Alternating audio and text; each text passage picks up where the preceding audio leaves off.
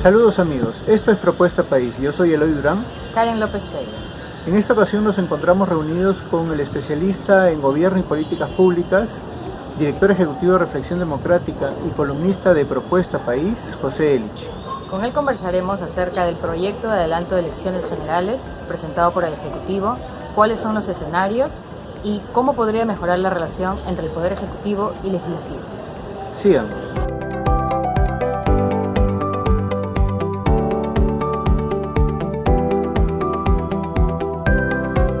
Para la presentación de la limitación de confianza no hay limitaciones en realidad concretas, precisas. Ocurre que no conocemos y quizás no queremos entender cuáles son las reglas del juego, las grandes reglas del juego de nuestro sistema de gobierno.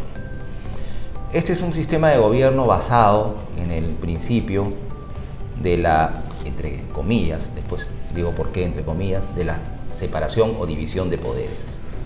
Que es un principio, digamos, que se va superando, se ha ido superando con el tiempo. Hoy se habla de separación de funciones y de órganos. En realidad en el Perú no hay tres poderes, hay más. Están, digamos, los tres poderes clásicos, el Congreso, el Gobierno y los tribunales de la justicia común, llamados Poder Judicial en su conjunto, pero también hay 10 organismos constitucionales autónomos, ¿no?, cuya autonomía les permite, en muchos casos, incluso ejercer funciones que definitivamente en diversas circunstancias, según mi punto de vista, han invadido las de los tres grandes poderes. Es el caso del Tribunal Constitucional, cuando a veces declara inconstitucional una ley y supera, creo yo, al Congreso en competencias en materia de creación normativa. Bueno, pero regresando al punto, decía que no hay ninguna limitación y mi opinión es que el presidente de la República, bueno, el presidente no, porque el presidente no es políticamente responsable. Además, las reglas constitucionales establecen claramente que quien tendría que plantear una cuestión de confianza global sería el presidente del Consejo de Ministros, sobre la aprobación de la propuesta de reforma constitucional de adelanto de elecciones. Eso así sería, ¿verdad? Es decir, acá nos asusta eso y de verdad yo creo que estamos atravesando por una crisis política grave, profunda, pero no nos debe asustar porque felizmente tenemos reglas. Muy malo sería que atravesásemos por una crisis política como la que estamos viviendo y no tuviésemos reglas, pero las tenemos. Entonces hay que aplicarlas, hay que tranquilizarse y por eso, si ese es el rumbo que vamos a tomar finalmente, ¿no? Porque hasta donde yo veo, el Congreso se está resistiendo a procesar la iniciativa de reforma constitucional para el adelanto de elecciones. Lo que tendría que ver mucho, por supuesto, con la pregunta en el sentido de que podría animar al presidente de la República a disponer a través del presidente del Consejo de Ministros el planteamiento de una cuestión de confianza. Aquí también hay otro debate. Se dice que esta sería la primera, digamos, caída de un gabinete luego del planteamiento de una cuestión de confianza y que se necesitaría otra para proceder a la disolución del Congreso.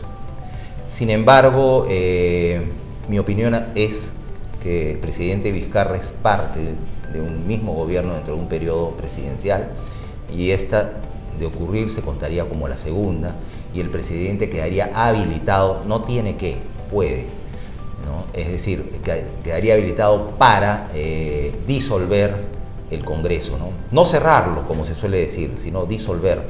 Lo que el presidente disuelve o disolvería es la Asamblea en ejercicio. El Congreso no se cierra jamás. Sabemos asimismo que la Comisión Permanente, en caso de disolución del Pleno, digamos, del Congreso, continúa funcionando, con funciones limitadas, pero continúa funcionando.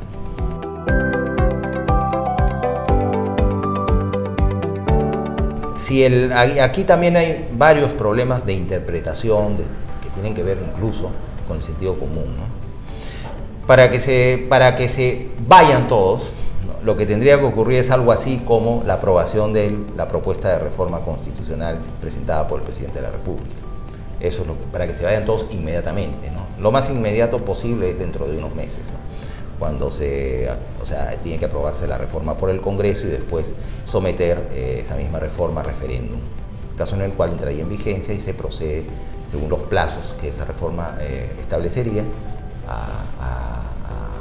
una vez que esté vigente, a la convocatoria de elecciones y a la disolución temprana del Congreso y también la pérdida del mandato presidencial y de la vicepresidenta.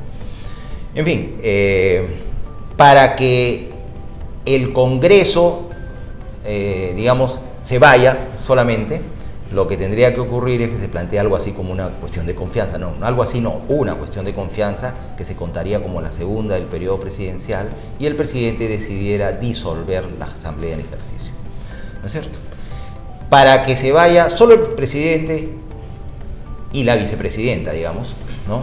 Tendría que ocurrir que renuncie, ¿no? De inmediato asumiría la presidencia de la República de manera temporal el presidente del Congreso, quien de inmediato, es decir, apenas asume la presidencia, debe convocar a elecciones dentro de los 4 meses posteriores.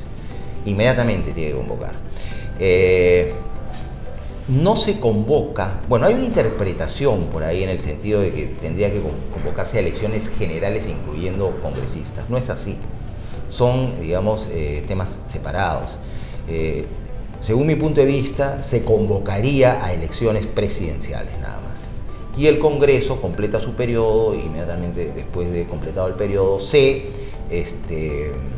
elige pues al Congreso de la República. Con lo cual ya no es necesario hacer aquella reforma.